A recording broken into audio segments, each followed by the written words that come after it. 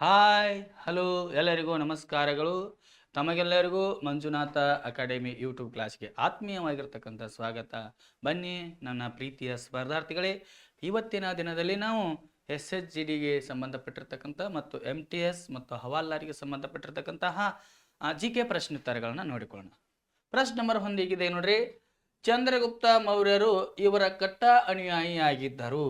ನೋಡ್ರಿ, option A Sikh ಧರ್ಮದ, option B ಬೌದ್ಧ ಧರ್ಮದ, ಆಪ್ಷನ್ ಸಿ ಜೈನ ಧರ್ಮದ, ಆಪ್ಷನ್ ಡಿ ಯಹೂದಿ ಧರ್ಮದ. ಹಾಗಾದ್ರೆ ಇದಕ್ಕೆ ಸರಿಯಾಗಿರ್ತಕ್ಕಂಥ ಉತ್ತರ ಯಾವುದಪ್ಪ ಅಂದ್ರೆ ಚಂದ್ರಗುಪ್ತ ಮೌರ್ಯ ಇವರು ಜೈನ ಧರ್ಮದ ಏನಾಗಿದ್ರಪ್ಪ ಅಂದ್ರೆ ಅನುಯಾಯಿಗಳಾಗಿದ್ದರು, ಕಟ್ಟ ಅನುಯಾಯಿಗಳಾಗಿದ್ದರು ಅಂತ ನೋಡ್ತಾ ಇದ್ದೀವಿ. ಹಾಗಾದ್ರೆ ಚಂದ್ರಗುಪ್ತ ಮೌರ್ಯ ಅವರು ಮೌರ್ಯ ಸಾಮ್ರಾಜ್ಯದ ಸ್ಥಾಪಕರಾಗಿದ್ದರು. ಮೌರ್ಯ ಸಾಮ್ರಾಜ್ಯದ ಸ್ಥಾಪಕರು ಚಂದ್ರಗುಪ್ತ ಮೌರ್ಯ ಆಗಿದ್ದಾರ. ಇವ್ರು ಏನು ಮಾಡ್ತಾರಪ್ಪ ಅಂದ್ರೆ ಚಂದ್ರಗುಪ್ತ ಮೌರ್ಯರವರು ಕೌಟಿಲ್ಯನ ಮಾರ್ಗದರ್ಶನದಲ್ಲಿ ಏನು ಮಾಡ್ತಾರ, ಮೌರ್ಯ ಸಾಮ್ರಾಜ್ಯವನ್ನು ಸ್ಥಾಪನೆ ಮಾಡ್ತಾರ. ಕೌಟಿಲ್ಯನ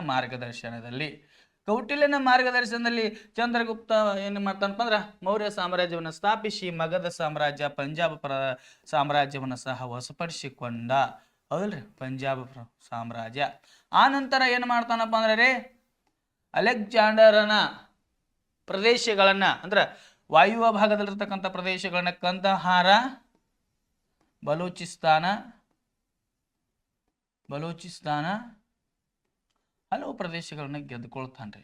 ಹೀಗೆ ಗೆಲ್ಲುಕೊಳ್ಳುವುದರ ಮೂಲಕ ಅದೇ ರೀತಿಯಾಗಿ ಸೆಲ್ಯೂಕಸ್ನನ್ನ ಸೋಲಿಸುವುದರ ಮೂಲಕ ಏನು ಮಾಡ್ತಾನಪ್ಪ ಅಂದ್ರೆ ತನ್ನ ವಿಶಾಲವಾಗಿರ್ತಕ್ಕಂಥ ಸಾಮ್ರಾಜ್ಯವನ್ನು ಸ್ಥಾಪನೆ ಮಾಡ್ತಾನ. ಆದರೆ ಕೊನೆಯದಾಗಿ ತನ್ನೆಲ್ಲಾ ಸಾಮ್ರಾಜ್ಯವನ್ನ ಏನು ಮಾಡ್ತಾನಪ್ಪ ಅಂದ್ರೆ ಮಗನಾಗಿರ್ತಕ್ಕಂಥ ಬಿಂದುಸಾರನಿಗೆ ವಹಿಸಿಕೊಟ್ಟು ಏನು ಮಾಡ್ತಾನಪ್ಪ ಅಂದ್ರೆ ಜೈನ ಧರ್ಮವನ್ನ ಸ್ವೀಕಾರ ಮಾಡ್ತಾನ. ಬಿಂದುಸಾರನಿಗೆ ವಹಿಸಿಕೊಟ್ಟು ಜೈನ ಧರ್ಮವನ್ನು ಸ್ವೀಕಾರ ಮಾಡ್ತಾನ. ಯಾರ ಪ್ರಭಾವಕ್ಕೆ ಒಳಗಾಗಿಪ್ಪ ಅಂದ್ರೆ ಭದ್ರ ಬಾಹುವಿನ ಪ್ರಭಾವಕ್ಕೆ ಒಳಗಾಗಿ ಏನು ಮಾಡ್ತಾನ ಚಂದ್ರಗುಪ್ತ ಮೌರ್ಯ ಜೈನ ಧರ್ಮವನ್ನು ಸ್ವೀಕರಿಸ್ತಾನ.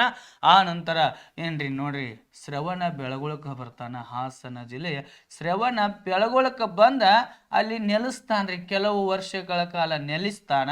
ಅಲ್ಲಿ ಏನು ಮಾಡ್ತಾನಪ್ಪ ಅಂದ್ರೆ ಒಂದು ಬಸದಿಯನ್ನ ನಿರ್ಮಾಣ ಮಾಡ್ತಾನ. ಅದ ಚಂದ್ರಗುಪ್ತ ಬಸದಿ ಅಂತ ಕರಿತಾ ಇದೀವಿ.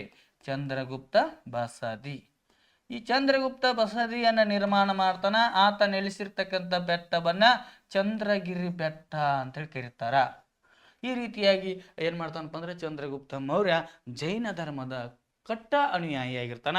ಕೊನೆಯದಾಗಿ ಏನು ಮಾಡ್ತಾನಪ್ಪ ಅಂದ್ರೆ ಚಂದ್ರಗುಪ್ತ ಮೌರ್ಯ ಸಲ್ಲೇಖನ ವ್ರತವನ್ನ ಕೈಗೊಂಡು ಮರಣವನ್ನ ಅಪ್ತಾನ. ನೋಡಿ, ಈ ರೀತಿಯಾಗಿದೆ. ಹಾಗಾದ್ರೆ ಜೈನ ಧರ್ಮದ ಸ್ಥಾಪಕ ಯಾರು ಅಂದಾಗ ನೋಡ್ರಿ, ಜೈನ ಧರ್ಮದ ಮೊದಲನೇ ತೀರ್ಥಂಕ ಅಥವಾ ಸ್ಥಾಪಕ ಯಾರು ಅಂದಾಗ ವೃಷಭನಾಥ ಅಂತೇಳಿ ನೋಡ್ತಾ ಇದೀವಿ. ವೃಷಭನಾಥನನ್ನ ಜೈನ ಧರ್ಮದ ಸ್ಥಾಪಕ ಅಂತ ಕರಿತಾ ಇದ್ದೀವಿ. ಹಾಗಾದ್ರೆ ಜೈನ ಧರ್ಮದ ಪ್ರವರ್ತಕ ಯಾರಂದಾಗ ಆತನೇ ಮಹಾವೀರ. ಈ ಪ್ರವರ್ತಕ ಅಂತ ಕರಿತಾ ಇದ್ದೀವಿ. ಆ ನಂತರ 24ನೇ ತೀರ್ಥಂಕರ ಅಂತೇಳಿ ಕರಿತಾ ಇದ್ದೀವಿ. ಹಾಗಾದ್ರೆ ಮಹಾವೀರರವರು ಇನ್ನು 23ನೇ ತೀರ್ಥಂಕರ ಅಂದಾಗ ಪಾರ್ಶ್ವನಾಥ ಅಂತೇಳಿ ನೋಡ್ತಾ ಇದೀವಿ. ಪಾರ್ಶ್ವನಾಥ. ಹಾಗಾದ್ರೆ ಈ ಪಾರ್ಶ್ವನಾಥ ಬೋಧನೆಗಳು ಅಂದಾಗ ಏನಪ್ಪಾ ಅಂದ್ರೆ ಅಹಿಂಸೆ, ಸತ್ಯ,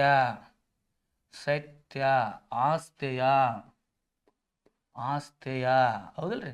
ಆ ನಂತರ ಅಪರಿಗ್ರಹ.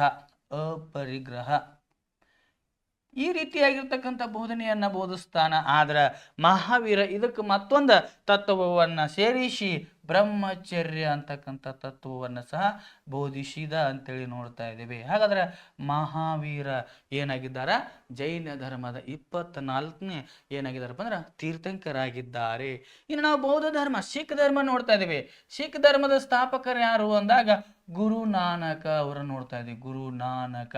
ಈ ಗುರು ನಾನಕರವರು ಏನಪ್ಪಾ ಅಂದ್ರೆ ಸಿಖ್ ಧರ್ಮದ ಸ್ಥಾಪಕರಾಗಿದ್ದಾರೆ. ಗುರು ಗ್ರಂಥ ಸಾಹೇಬ ಅಂತಕ್ಕಂಥ ಪವಿತ್ರ ಗ್ರಂಥ, ಗುರು ಗ್ರಂಥ ಸಾಹೇಬ, ಇದನ್ನು ಸಹ ನಾವು ಸಿಖ್ ಧರ್ಮದ ಪವಿತ್ರ ಗ್ರಂಥ ಅಂತೇಳಿ ನೋಡ್ತಾ ಇದ್ದೀವಿ.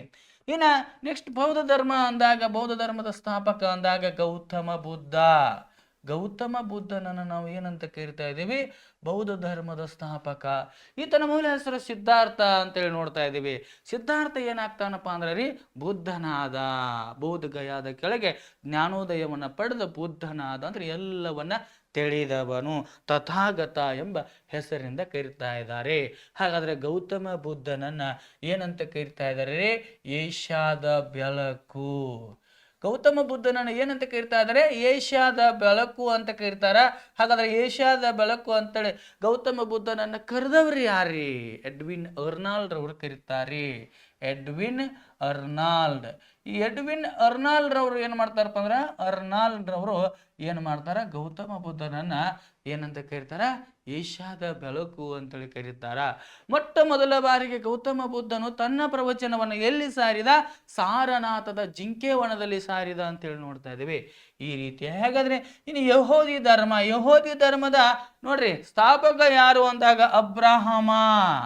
ಅಬ್ರಹಾಮ ಅಂತೇಳಿ ನೋಡ್ತಾ ಇದ್ದೀವಿ, ಅಥವಾ ಇಬ್ರಾಹಿಮ ಅಂತೇಳಿ ನೋಡ್ತಾ ಇದ್ದೀವಿ, ಹೌದಲ್ರಿ? ಹಾಗಾದ್ರೆ ಈ ಯಹೂದಿ ಧರ್ಮದ ಪವಿತ್ರ ಗ್ರಂಥ ಅಂತಂದಾಗ ಯಾವ್ದಪ್ಪ ಅಂದ್ರೆ ಹಿಬ್ರೋ ಬೈಬಲ್ ಅನ್ನ ನಾವು ಏನು ಮಾಡ್ತಾ ಇದ್ದೀವಿ?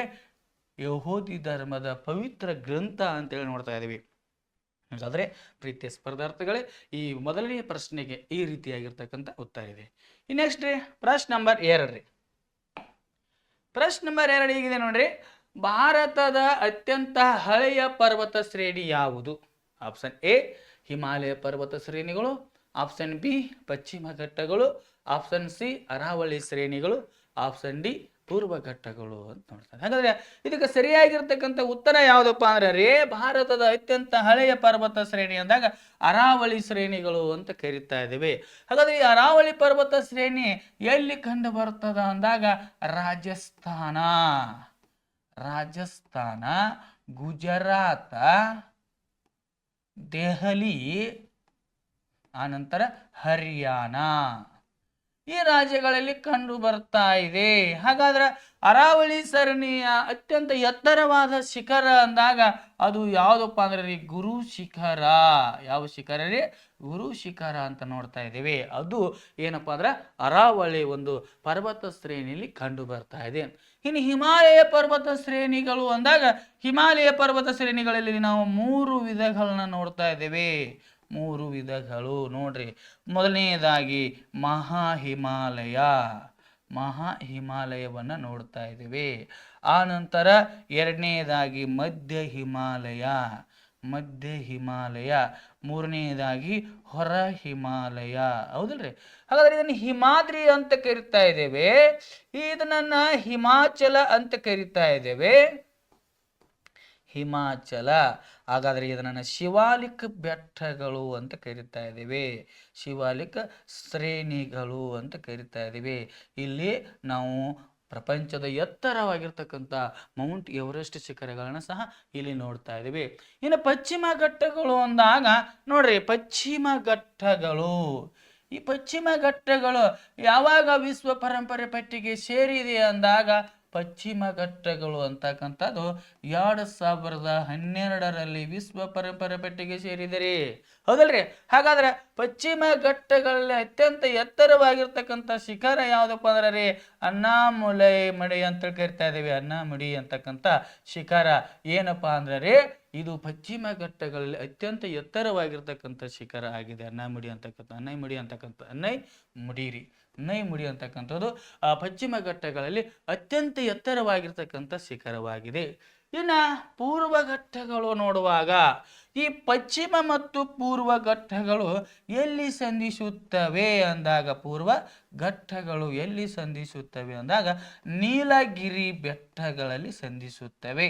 ನೀಲಗಿರಿ ಬೆಟ್ಟಗಳಲ್ಲಿ ಯಾವ್ಯಾವ ಸಂಧಿಸ್ತಾವಪ್ಪ ಅಂದ್ರೆ ಪೂರ್ವ ಘಟ್ಟ ಮತ್ತು ಪಶ್ಚಿಮ ಘಟ್ಟಗಳು ಸಂಧಿಸುತ್ತವೆ. ಹಾಗಾದ್ರೆ ಪೂರ್ವ ಘಟ್ಟಗಳಲ್ಲಿ ಅತ್ಯಂತ ಎತ್ತರವಾಗಿರ್ತಕ್ಕಂಥ ಶಿಖರ ಅಂದಾಗ ಆರ್ಮಕೊಂಡ.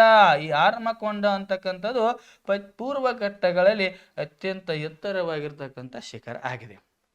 ನೆಕ್ಸ್ಟ್ ಪ್ರಶ್ನೆ ನಂಬರ್ 3. ಈ ಕೆಳಗಿನವುಗಳಲ್ಲಿ ಹರ್ಷವರ್ಧನನ ಮೊದಲ ರಾಜಧಾನಿ ಯಾವುದಾಗಿತ್ತು? ನೋಡ್ರಿ, option A Pataliputra, option B Thaneshwar ಆಗ್ಬೇಕ್ರಿ, ಥಾನೇಶ್ವರ, ಹೌದು. ಆನಂತರ option C Vaishali, option D Magadha. ಹಾಗಾದ್ರೆ ಇದಕ್ಕೆ ಸರಿಯಾಗಿರ್ತಕ್ಕಂಥ ಉತ್ತರ ಥಾನೇಶ್ವರ. ಈ ಥಾನೇಶ್ವರ ಅಂತಕ್ಕಂಥದ್ದು ಹರ್ಷವರ್ಧನನ ಮೊದಲ ರಾಜಧಾನಿಯಾಗಿತ್ತು ಅಂತೇಳಿ ನೋಡ್ತಾ ಇದ್ದೇವೆ, ಹೌದಲ್ರಿ? ಹಾಗಾದ್ರೆ ಈ ಥಾನೇಶ್ವರ ಅಂತಕ್ಕಂಥದ್ದು ಹರಿಯಾಣ ರಾಜ್ಯದಲ್ಲಿ ಕಂಡು ಬರ್ತಾ ಇದೆ. ಆ ಥಾನೇಶ್ವರದಲ್ಲಿರ್ತಕ್ಕಂಥ ಕನೋಜ, ಈ ಕನೋಜ ಅಂತಕ್ಕಂಥದ್ದು ಏನಪ್ಪಾ ಅಂದ್ರೆ ಹರ್ಷವರ್ಧನನ ಮೊದಲ ರಾಜಧಾನಿಯಾಗಿತ್ತು. ಹಾಗಾದ್ರೆ ಇದು ವರ್ಧನ ಸಾಮ್ರಾಜ್ಯ ಅಂತೇಳಿ ನೋಡ್ತಾ ಇದ್ದೀವಿ. ವರ್ಧನ ಸಾಮ್ರಾಜ್ಯದ ಸ್ಥಾಪಕ ಯಾರು ಅಂದಾಗ ಪುಷ್ಯಭೂತಿ ಅಂತೇಳಿ ನೋಡುವಾಗ ಈತ ವರ್ಧನರ ಮನೆತನದ ಸ್ಥಾಪಕನಾಗಿದ್ದಾನ. ಯಾರ? ಪುಷ್ಯಭೂತಿ. ಹಾಗಾದ್ರೆ ಈ ಪುಷ್ಯಭೂತಿಯ ನಂತರ ನಾವು ನೋಡುವಾಗ ಪ್ರಭಾಕರ ವರ್ಧನ ಆನಂತರ ಯಶೋಮತಿ ಅಂತಕ್ಕಂಥವ್ರು ನೋಡುವಾಗ ಯಶೋಮತಿ, ಪ್ರಭಾಕರ ವರ್ಧನ ಮತ್ತು ಯಶೋಮತಿ, ಇವರಿಗೆ ರಾಜ್ಯವರ್ಧನ ಮತ್ತು ಹರ್ಷವರ್ಧನ ಮತ್ತು ಯಾರಪ್ಪ ಅಂದ್ರೆ ರೀ ರಾಜಶ್ರೀ ಅಂತಕ್ಕಂಥವಳು ಏನಪ್ಪಾ ಅಂದ್ರೆ 3 ಜನ ಮಕ್ಕಳಿರ್ತಾರ. ಪ್ರಭಾಕರ ವರ್ಧನ ಮರಣವನ್ನ ಹೊಂದಿದ ನಂತರ ಯಶೋಮತಿ ಸಹ ಸತಿ ಸಹಗಮನ ಪದ್ಧತಿಗೆ ಶರಣಾದಳು ಅಂತೇಳಿ ನೋಡ್ತಾ ಇದ್ದೀವಿ. ಅವಾಗ ಇವರೆಲ್ಲ ಇಬ್ಬರು ಮರಣವನ್ನ ಹೊಂದಿದ ನಂತರ ಆ ಜವಾಬ್ದಾರಿ ರಾಜ್ಯವರ್ಧನಿಗೆ ಬರ್ತದ. ಹಾಗಾದ್ರೆ ಈ ರಾಜ್ಯವರ್ಧನ ಏನು ಮಾಡ್ತಾನಪ್ಪ ಅಂದ್ರೆ ರೀ ಈ ರಾಜಶ್ರೀಯನ್ನ ಗೃಹವರ್ಮನಿಗೆ ಕೊಟ್ಟು ಮದುವೆ ಮಾಡ್ತಾನ. ಗೃಹವರ್ಮ, ಈ ಗೃಹವರ್ಮನ ರಾಜಧಾನಿಯೇ ಕನೋಜ್ ಆಗಿರುತ್ತದ. ಈ ಕನೋಜ್ ಏನಾಗಿರ್ತದಪ್ಪ ಅಂದ್ರೆ ಗೃಹವರ್ಮನ ರಾಜಧಾನಿ ಆಗಿರ್ತದ. ಈ ಗೃಹವರ್ಮನಿಗೆ ಸಹೋದರಿ ಆಗಿರ್ತಕ್ಕಂಥ ರಾಜಶ್ರೀಯನ್ನ ಕೊಟ್ಟು ಮದುವೆ ಮಾಡ್ತಾನ. ಆದರೆ ಈ ಒಬ್ಬ ಗೃಹವರ್ಮನನ್ನ ಮಾಳ್ವ ದೇಶದ ಮಾಳ್ವದ ದೇವಗುಪ್ತ ಅಂತಕ್ಕಂಥವ್ನು ಏನು ಮಾಡ್ತಾನಪ್ಪ ಅಂದ್ರ ಈ ಮಾಳ್ವದ ದೇವಗುಪ್ತ ಯಾರನ್ನ ಕೊಲ್ತಾನ? ಈ ಗೃಹವರ್ಮನನ್ನ ಕೊಂದು ರಾಜಶ್ರೀಯನ್ನ ಬಂಧಿಸಿ ಬಿಡ್ತಾನ. ಎಲ್ಲಿ ಬಂಧಿಸಿ ಬಿಡ್ತಾನ? ಕನೋಜದಲ್ಲಿ ಬಂಧಿಸಿ ಬಿಡ್ತಾನ. ಇಂಥ ಒಂದು ಸನ್ನಿವೇಶವನ್ನ ನೋಡಿ ರಾಜ್ಯವರ್ಧನ ಸುಮ್ಮನೆ ಇರುವುದಿಲ್ಲ. ನನ್ನ ಸಹೋದರಿಯನ್ನ ಬಂಧಿಸಿದಾನ, ನನ್ನ ಮಾವನನ್ನ ಸಹ ಕೊಂದಾನ ಅಂತೇಳಿ ಸಿಟ್ಟಿಗೆದ್ದ ರಾಜ್ಯವರ್ಧನ ಏನು ಮಾಡ್ತಾನಪ್ಪ ಅಂದ್ರೆ ರೀ ಈ ಮಾಳ್ವದ ದೇವಗುಪ್ತನನ್ನ ಕೊಲ್ಲಾಕ ಮುಂದಾಗ್ತಾನ. ಆ ಸಮಯದಲ್ಲಿ ಗೌಡ ದೇಶದ ಶಶಾಂಕನಿಂದ ಕೊಲ್ಲಲ್ಪಡ್ತಾನ. ಗೌಡ ದೇಶದ ಶಶಾಂಕನಿಂದ ಕೊಲ್ಲಲ್ಪಟ್ಟ ಯಾರು? ರಾಜ್ಯವರ್ಧನ. ಈ ಒಂದು ವಿಷಯವನ್ನ ತಿಳಿದಿರ್ತಕ್ಕಂಥ ರಾಜಶ್ರೀ ನನ್ನನ್ನ ಮದುವೆಯಾಗಿರ್ತಕ್ಕಂಥ ಗೃಹವರ್ಮ ನನ್ನ ಗಂಡ ಸತ್ತುಕೊಂಡ, ನನ್ನನ್ನ ಬದುಕಿಸಲಿಕ್ಕೆ ಬರ್ತಕ್ಕಂಥ ನನ್ನ ಅಣ್ಣ ರಾಜ್ಯವರ್ಧನ ಸಹ ಸತ್ತ, ಅದು ನನ್ನಿಂದ ಅಂತ ತಿಳ್ಕೊಂಡ ಈ ರಾಜಶ್ರೀ ಇಲ್ಲಿಂದ ಏನ್ ಮಾಡ್ತಾಳಪ್ಪ ಅಂದ್ರೆ ವಿಂಧ್ಯ ಪರ್ವತದ ಕಡೆಗೆ ತನ್ನ ಪ್ರಾಣವನ್ನ ಕಳೆದುಕೊಳ್ಳಲಿಕ್ಕೆ ಮುಂದಾಗ್ತಾಳ.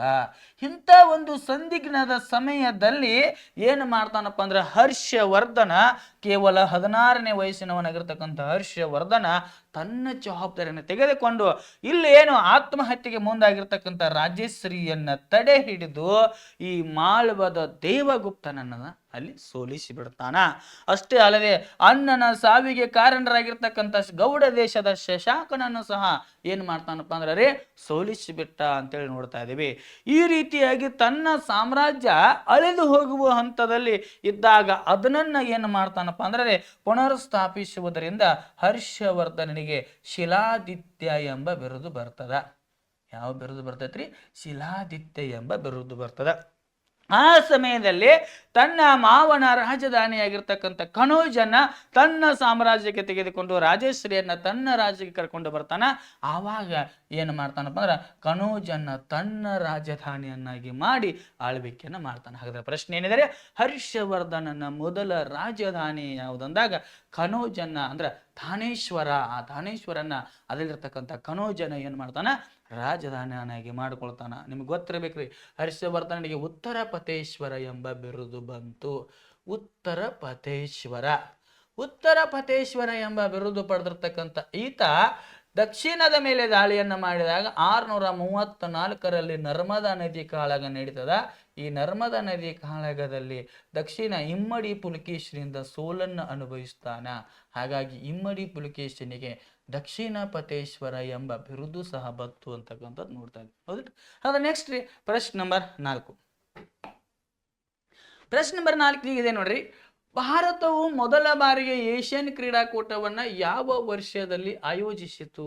ಹಾಗಾದರೆ option A 1948, option B 1950, option C 1951, option D 1949. ಹಾಗಾದರೆ ಇದಕ್ಕೆ ಸರಿಯಾಗಿರ್ತಕ್ಕಂಥ ಉತ್ತರ ಆಪ್ಷನ್ ಸಿ 1951. ನೋಡಿ, ಭಾರತದಲ್ಲಿ ಮೊಟ್ಟ ಮೊದಲ ಬಾರಿಗೆ 1951ರಲ್ಲಿ ಏಷ್ಯನ್ ಕ್ರೀಡಾಕೂಟ ಅಂತಕ್ಕಂಥದ್ದು ಪ್ರಾರಂಭವಾಗ್ತದ್ರಿ. ಏಷ್ಯನ್ ಕ್ರೀಡಾಕೂಟ ಅಂತಕ್ಕಂಥದ್ದು ಭಾರತದಲ್ಲಿ 1951ರಲ್ಲಿ ಪ್ರಾರಂಭವಾಯಿತು. ಹಾಗಾದ್ರೆ ಎಲ್ಲಿ ನಡೀತದೆ ಅಂದಾಗ ಈ 1951ರಲ್ಲಿ ಏಷ್ಯನ್ ಕ್ರೀಡಾಕೂಟ ಅಂತಕ್ಕಂಥದ್ದು ದೆಹಲಿಯಲ್ಲಿ ನಡೀತದ. ಪ್ರಶ್ನೆ ಕೇಳಬಹುದ್ರಿ, ಭಾರತದಲ್ಲಿ ಏಷ್ಯನ್ ಕ್ರೀಡಾಕೂಟ ಎಷ್ಟು ಬಾರಿ ನಡೆಯಲಾಯಿತು ಅಂತ ಪ್ರಶ್ನೆ ಕೇಳಬಹುದು. ಎಷ್ಟು ಬಾರಿ? 2 ಬಾರಿ ಕ್ರೀಡಾಕೂಟ, ಏಷ್ಯನ್ ಕ್ರೀಡಾಕೂಟ ನಮ್ಮ ಭಾರತದಲ್ಲಿ ನಡೆಯುತ್ರಿ. ಹಾಗಾದರೆ ಏಷ್ಯನ್ ಕ್ರೀಡಾಕೂಟ ಎಷ್ಟು ವರ್ಷಗಳಿಗೊಮ್ಮೆ ನಡೀತದೆ ಅಂದಾಗ 4 ವರ್ಷಗಳಿಗೊಮ್ಮೆ ನಡೆಯುತ್ತದೆ ಅಂತ ಹೇಳಬಹುದ್ರಿ. ಪ್ರಶ್ನೆ ಈ ರೀತಿಯಾಗಿ ಕೇಳಬಹುದು, ಎಷ್ಟು ವರ್ಷಗಳಿಗೊಮ್ಮೆ ಏಷ್ಯನ್ ಕ್ರೀಡಾಕೂಟ ನಡೀತದೆ ಅಂದಾಗ 4 ವರ್ಷಗಳಿಗೊಮ್ಮೆ. ಹಾಗಾದರೆ ನಮ್ಮ ಭಾರತದಲ್ಲಿ ಎಷ್ಟು ಬಾರಿ ನಡೀತು ಅಂದಾಗ 2 ಬಾರಿ ನಡೆಯಿತು. ಹಾಗಾದರೆ ಮೊದಲನೇದಾಗಿ 1951ರಲ್ಲಿ ದೆಹಲಿಯಲ್ಲಿ ನಡೀತು. ಹಾಗಾದರೆ ಎರಡನೇ ಬಾರಿ 1982ರಲ್ಲಿ ಅದು ಸಹ ದೆಹಲಿಯಲ್ಲಿ ನಡೀತದ. ಹಾಗಾದ್ರೆ 2022ರ ಏಷ್ಯನ್ ಕ್ರೀಡಾಕೂಟ ಎಲ್ಲಿ ನಡೀತು? ಏಷ್ಯನ್ ಕ್ರೀಡಾಕೂಟ ಎಲ್ಲಿ ನಡೀತು ಅಂತ ಪ್ರಶ್ನೆ ಕೇಳಬಹುದು. ಏಷ್ಯನ್ ಕ್ರೀಡಾಕೂಟ ಎಲ್ಲಿ ನಡೀತದ ಅಂದ್ರೆ ಚೀನಾದಲ್ಲಿ ನಡೆಯುತ್ತದ, ಹೌದಲ್ರಿ? ಹಾಗಾದರೆ ಈ 2022ರ ಏಷ್ಯನ್ ಕ್ರೀಡಾಕೂಟ ಎಷ್ಟನೇ ಆವೃತ್ತಿಯಾಗಿದೆ ಅಂತ ಪ್ರಶ್ನೆ ಕೇಳಬಹುದು. 19ನೇ ಆವೃತ್ತಿಯಾಗಿದೆ. 19ನೇ ಆವೃತ್ತಿಯಾಗಿದೆ. ಹಾಗಾದ್ರೆ ಇಲ್ಲಿ 2022ಕ್ಕೆ ನಡೆದಂದಾಗ ಇನ್ನು ಎಷ್ಟಕ್ಕೆ ನಡಿಬಹುದ್ರಿ ಅಂದ್ರೆ 4 ವರ್ಷಗಳಿಗೊಮ್ಮೆ ಏಷ್ಯನ್ ಕ್ರೀಡಾಕೂಟ ನಡೀತಿತ್ತು ಅಂದಾಗ ಎಷ್ಟಕ್ಕೆ ನಡಿಬಹುದ್ರಿ? 2026ಕ್ಕೆ ಈ ಏಷ್ಯನ್ ಕ್ರೀಡಾಕೂಟ ನಡೆಯಲಿದೆ. ಹಾಗಾದರೆ 2026ರಲ್ಲಿ ಈ ಏಷ್ಯನ್ ಕ್ರೀಡಾಕೂಟ ಎಲ್ಲಿ ನಡೆಯಲಿದೆ ಅಂತ ಪ್ರಶ್ನೆ ಕೇಳಬಹುದ್ರಿ. ಏಷ್ಯನ್ ಕ್ರೀಡಾಕೂಟ ಎಲ್ಲಿ ನಡೆಯಲಿದೆ? ಜಪಾನದಲ್ಲಿ ನಡೆಯಲಿದೆ. ಹಾಗಾದ್ರೆ ಇದು ಎಷ್ಟನೇ ಆವೃತ್ತಿ ಅಂತ ಕೇಳಬಹುದು. ಇದು 20ನೇ ಆವೃತ್ತಿ ಅಂತ ನಾವು ನೋಡ್ತಾ ಇದ್ದೇವೆ. 20ನೇ ಆವೃತ್ತಿ ಇದಾಗಿದೆ. ಈ ರೀತಿಯಾಗಿರ್ತಕ್ಕಂಥ ಪ್ರಶ್ನೆಗಳನ್ನ ಕೇಳಬಹುದ್ರಿ. ಇನ್ನು ನೆಕ್ಸ್ಟ್ ರೀ ಪ್ರಶ್ನೆ ನಂಬರ್ 5 ರೀ. ನೋಡ್ರಿ, ಪ್ರಶ್ನೆ ನಂಬರ್ 5 ಹೀಗಿದೆ. ಕನೋಜ್ ಕದನವು ಶೇರ್ ಶಾ ಸೂರಿ ಮತ್ತು ಹುಮಾಯೂನನ ನಡುವೆ ನಡೆದ ವರ್ಷ. ಇದಕ್ಕೆ ಪ್ರಶ್ನೆ ನೋಡಿದ್ರಿ, ಹರ್ಷವರ್ಧನನ ಮೊದಲ ರಾಜಧಾನಿ ಧಾನೇಶ್ವರದಲ್ಲಿ ಕಂಡು ಬರ್ತಕ್ಕಂಥ ಕನೋಜ್ ಆಗಿತ್ತು. ಅದ್ರ ಇಲ್ಲಿ ಪ್ರಶ್ನೆ ಏನಿದೆ ನೋಡ್ರಿ, ಕನೋಜ್ ಕದನವು ಶೇರ್ ಶಾ ಸೂರಿ ಮತ್ತು ಹುಮಾಯೂನನ ನಡುವೆ ನಡೆದ ವರ್ಷ. ಪ್ರಶ್ನೆ ನಂಬರ್ ನೋಡ್ರಿ. ಹಾಗಾದ್ರೆ option A 1534, option B 1536, option C 1538, option D 1540. ಹಾಗಾದರೆ ಇದಕ್ಕೆ ಸರಿಯಾಗಿರ್ತಕ್ಕಂಥ ಉತ್ತರ 1540. 1540ರಲ್ಲಿ ಏನಾಕೈತಪ್ಪ ಅಂದ್ರೆ ರೀ, ಶೇರ್ ಶಾ ಸೂರಿ ಮತ್ತು ಹುಮಾಯೂನ ನಡುವೆ ಇದು ಏನಾಕೈತಪ್ಪ ಅಂದ್ರೆ ಕದನ ನಡೀತದ.